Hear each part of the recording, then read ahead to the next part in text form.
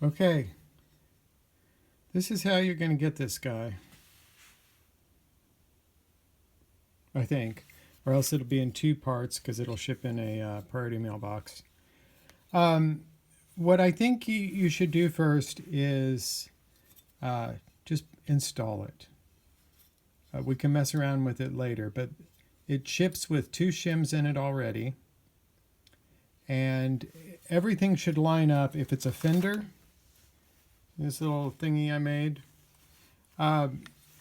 every fender I've looked at, and I've looked at several, vintage, pre-CBS, 80s, Japan, 90s, I don't know what, recent MIJ, and a brand new Indonesian number. They all line up. Okay, all these holes line up perfectly, which means they're using, back in the day they used a template that that was very precise. And since CNC technology, I'm sure the stuff is pre-drilled in location, but it's based off of the top, okay, the top edge. So I can send a PDF or include a PDF of this layout. You want to be sure, especially if you don't have a fender, if it's like a builder guitar that used a different vibrato and you want to try it. I don't know how every guy who does a kit guitar or a builder lays out their holes. If they eyeball them after the fact, you may have to plug holes because you only have so much room here, because stuff happens underneath that doesn't happen underneath a regular fender, i.e. the ball ends of the strings have to go in there. They have to have room to get in and get into their place. So if it's too far down this way, you're in trouble. If it's too far up this way, this plate could rub against the front of the route. These are all things that can be modified, no big deal if you don't care, but if you've got an instrument that you're one of those people who doesn't want to actually break out a chisel or a router or even a sanding block, then it's trouble. Anyway, just install it. Take yours out, put this in, look at that other video. It's pretty much brainless. You just unscrew one, screw the other in. Here's the arm. We talked about it in the other video. Little divot.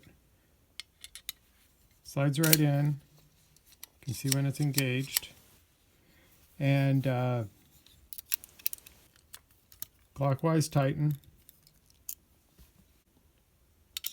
You can have a lot of tension where it's very stiff to move. Little less, which is what I like, where you move it and it stays where you want it. Some people, I would actually take a little tighter. Okay, that's me, right? Some people like it completely free swinging, which is cool, whatever. So if you're free swinging, you're still in there. You're not going anywhere, so that's cool. Anyway, so say I. So, you get it, you install it, it's awesome, fantastic. If you love it, don't want to change a thing, get yourself a tube of blue Loctite with the strings off, back each one of these screws off, put a drop of Loctite on the end, and thread it back in. And when you thread it back in, work it in and out so that you get that Loctite along the threads both in the female and the male business. Okay, everything's stainless steel, 300 series. I'm going to talk quick. If you decide that you want to try just one shim instead of two, and you do have to have one shim, and that's because these flathead screws, a little bit, I went with the flathead screws because it just looks graceful. And you're wanting to lower it, that's the whole idea. But if you didn't want to lower it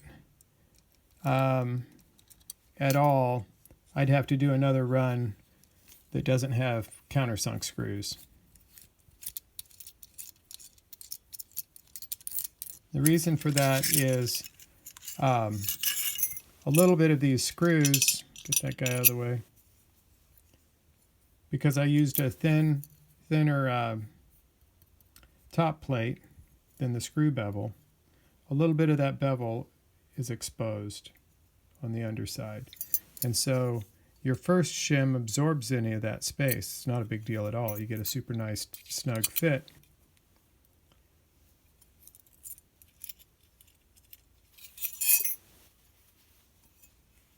But I went with this plate one. It's more vintage, correct? You don't need a great big honking plate. All that's going to do is add weight, and it's also going to restrict the space that you have for the string to pass through. The thicker it is, the less you're going to be able to skate over it. Okay, so if you want one, just use one. If you want two, use two. I took this apart in part to tell you that, that deal with the screw bevel, the hole being slightly oversized, means that there's a little bit of slack in there in terms of where the shim exactly is. There's no structural problem there. You're completely flush and tight no matter what. But cosmetically, I don't like to see, if the shims go all the way down this way, you'll see a little bit right there of the shim. So when I install them, I push everything forward on the shims. Just push the shims forward and then crank it down. I do include a couple of shorter screws. If you choose to use one shim instead of two, I would just use these shorter screws so you don't protrude too far, because otherwise, depending on the way you've got your spring adjusted, it could impede on the amount of up pull that you have if the screws were too long.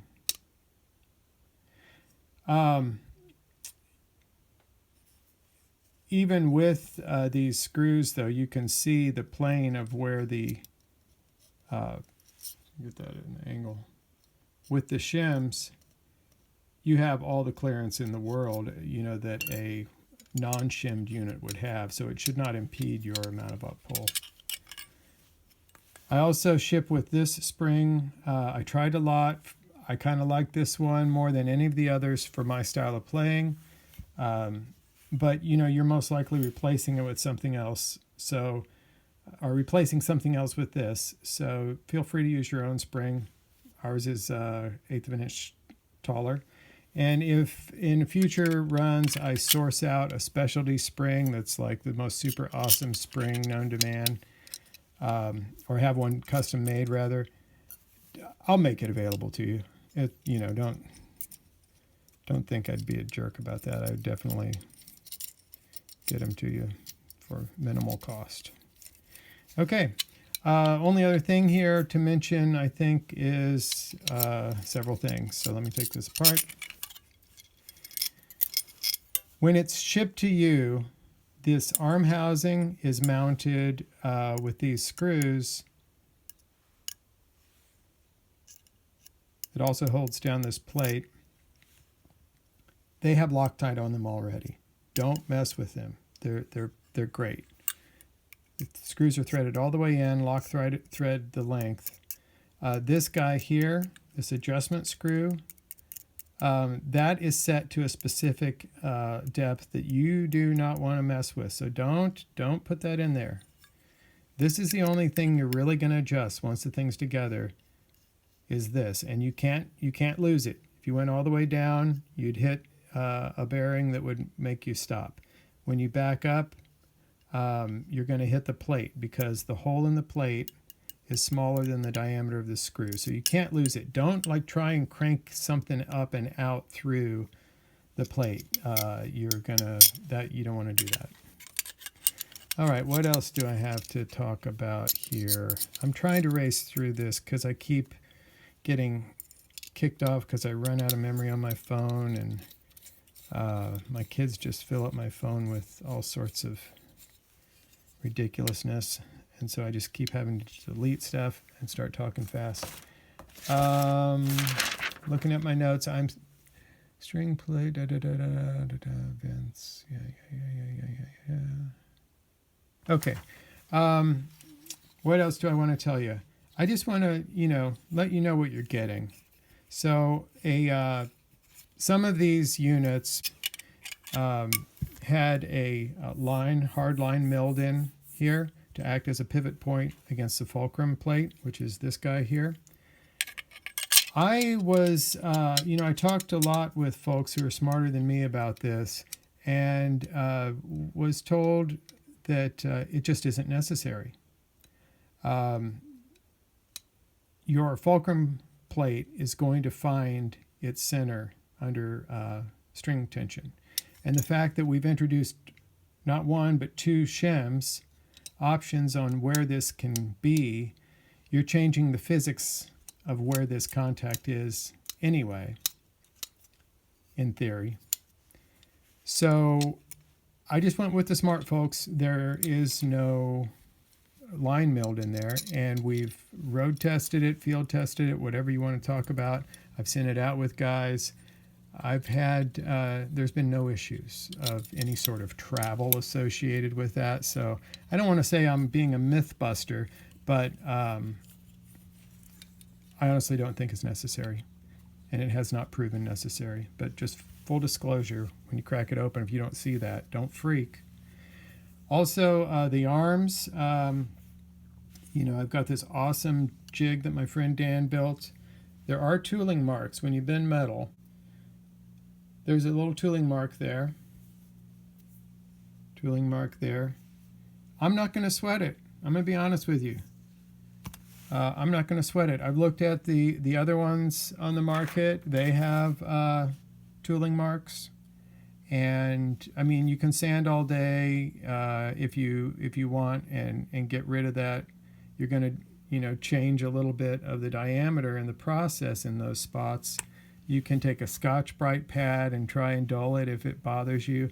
I'm going way over the top telling you guys about this, but I just want you to know when you get it, what this is what it is. It's a bent steel rod. The plates are finished in a brushed look that we've all grown accustomed to. I dig it, and I may get them plated in the future. I haven't looked into the cost. I'm really more about functionality. I think that's it, pretty much. Talked about the flathead screws in the other video. I guess one other thing, because I haven't been cut off yet. These vents, they have a stair-step motif to them. It is in part and initially because I decided to call it the Descendant. The Descendant, a double entendre that it's, that's French.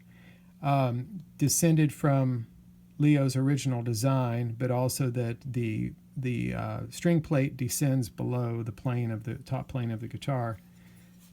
It's a stair-step motif that calls to mind descending, right?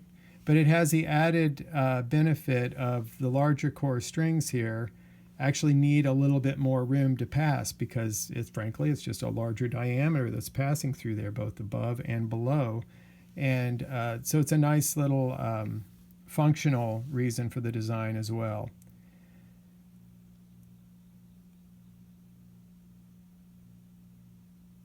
I think that's it. I'm sure we'll talk more later. Thanks so much, everyone, for bearing through these horrible quickie videos of mine.